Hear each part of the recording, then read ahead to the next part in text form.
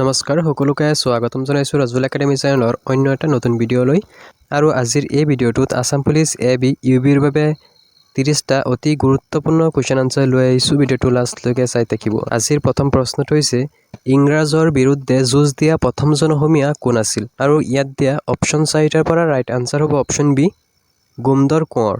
ইংৰাজৰ বিৰুদ্ধে যুঁজ দিয়া প্ৰথমজন অসমীয়া আছিল গোমধৰ কোঁৱৰ। নেক্সট, কোনখন আলোচনীত অ মোৰ আপোনাৰ দে গীতটো প্ৰথমে প্ৰকাশ পাইছিল? আৰু ইয়াৰ ৰাইট আনসাৰ হ'ব অপশ্যন বি বাঁহী। নেক্সট, কাক উপন্যাস সম্ৰাট নামেৰেও জনা যায়? আৰু ইয়াত দিয়া অপশ্যন 4টাৰ পৰা ৰাইট আনসাৰ হ'ব অপশ্যন চি ৰজনীকান্ত বৰদলৈ। ৰজনীকান্ত বৰদলৈক উপন্যাস সম্ৰাট বুলিও জনা যায়। নেক্সট, ৰঞ্জু হাজৰিকাৰ প্ৰকৃত নাম কি? ইয়াৰ ৰাইট আনসাৰটো হ'ব অপশ্যন বি কুমুদ চন্দ্ৰ হাজৰিকা। ৰঞ্জু হাজৰিকাৰ প্ৰকৃত নাম হৈছে কুমুদ চন্দ্ৰ হাজৰিকা। নেক্সট, গুৱাহাটী উচ্চ ন্যায়ালয়ৰ প্ৰথমে কি নামেৰে জনা গৈছিল? আৰু ইয়াত দিয়া অপশ্যন 4টাৰ পৰা ৰাইট আনসাৰ হ'ব অপশ্যন চি অসম উচ্চ ন্যায়ালয়। নেক্সট, নোবেল বঁটা লাভ কৰা প্ৰথমগৰাকী ভাৰতীয় মহিলা কোন আছিল? আৰু ইয়াৰ ৰাইট আনসাৰটো হ'ব option A mother Teresa. Nobel বঁটা লাভ কৰা প্ৰথমগৰাকী ভাৰতীয় মহিলা আছিল মাদাৰ টেৰেছা। ইয়াৰ পিছৰ প্ৰশ্নটো হৈছে তলৰ কোনখন ব্ৰহ্মপুত্ৰৰ উত্তৰ পাৰৰ উপনৈ? ইয়াৰ ৰাইট আনসাৰটো হ'ব অপশ্যন বি সোৱণশিৰি। ইয়াৰ পিছৰ প্ৰশ্নটো হৈছে তৰাইনৰ দ্বিতীয় যুদ্ধ কিমান চনত সংঘটিত হৈছিল?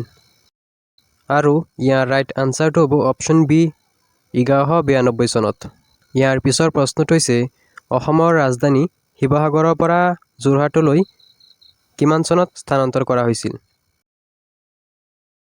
আৰু ইয়াৰ ৰাইট আনসাৰটো হ'ব অপশ্যন ডি 1794 চনত। ইয়াৰ পিছৰ প্ৰশ্নটো হৈছে ভলীবলৰ এটা দলত কিমানজন খেলুৱৈ থাকে? আৰু ইয়াত দিয়া অপশ্যন 4টাৰ পৰা ৰাইট আনসাৰ হ'ব অপশ্যন চি 6জন।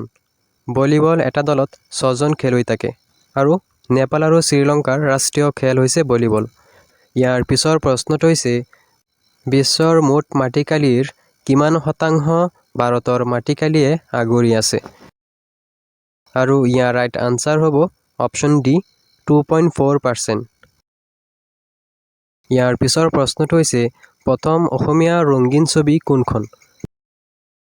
ইয়াত দিয়া অপশ্যন 4টাৰ পৰা ৰাইট আনসাৰ হ'ব অপশ্যন চি বাইটি।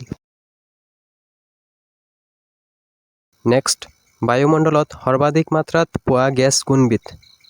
আৰু ইয়াৰ ৰাইট আনসাৰ হ'ব অপশ্যন এ নাইট্ৰজেন। বায়ুমণ্ডলত 78% নাইট্ৰজেন পোৱা যায়। ইয়াৰ পিছৰ প্ৰশ্নটো হৈছে হিন্দু ভিউ অফ লাইফ পুথিখন কোনে লিখিছিল? আৰু ইয়াৰ ৰাইট আনসাৰ হ'ব অপশ্যন চি সৰ্বপল্লী ৰাধাকৃষ্ণন।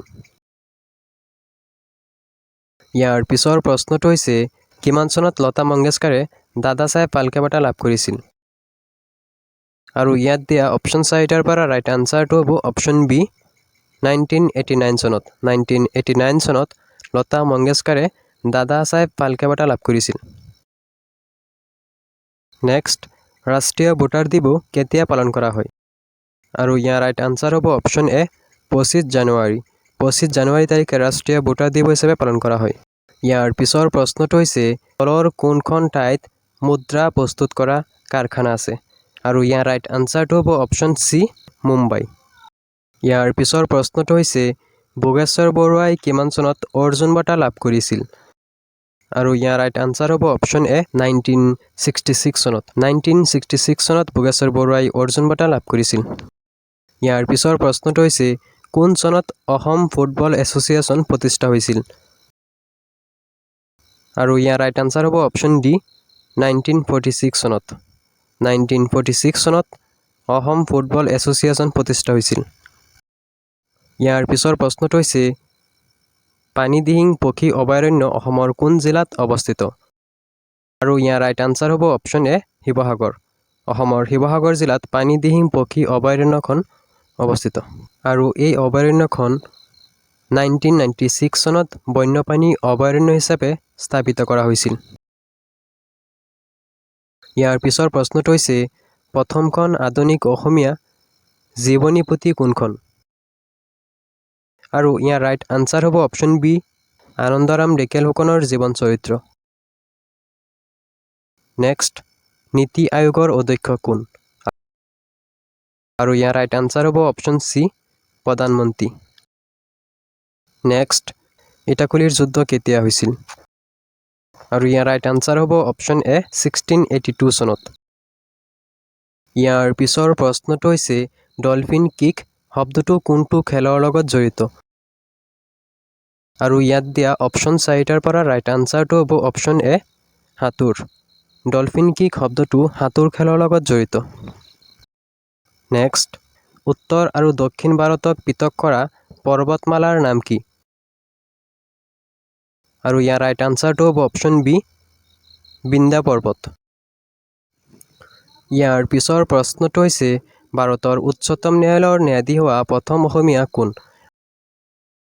আৰু ইয়াৰ ৰাইট আনচাৰটো হ'ব অপশ্যন বি পাৰ্বতী কুমাৰ গোস্বামী। ইয়াৰ পিছৰ প্ৰশ্নটো হৈছে লোকসভা ভংগ কৰাৰ অধিকাৰ কাৰ আছে? আৰু ইয়াত দিয়া অপশ্যন 4টাৰ পৰা ৰাইট আনচাৰটো হ'ব অপশ্যন চি ৰাষ্ট্ৰপতি। ইয়াৰ পিছৰ প্ৰশ্নটো হৈছে অসমৰ ডিগবৈ শোধনাগাৰ কিমান চনত স্থাপন হৈছিল? আৰু ইয়াৰ ৰাইট আনচাৰটো হ'ব অপশ্যন চি 1901 চনত।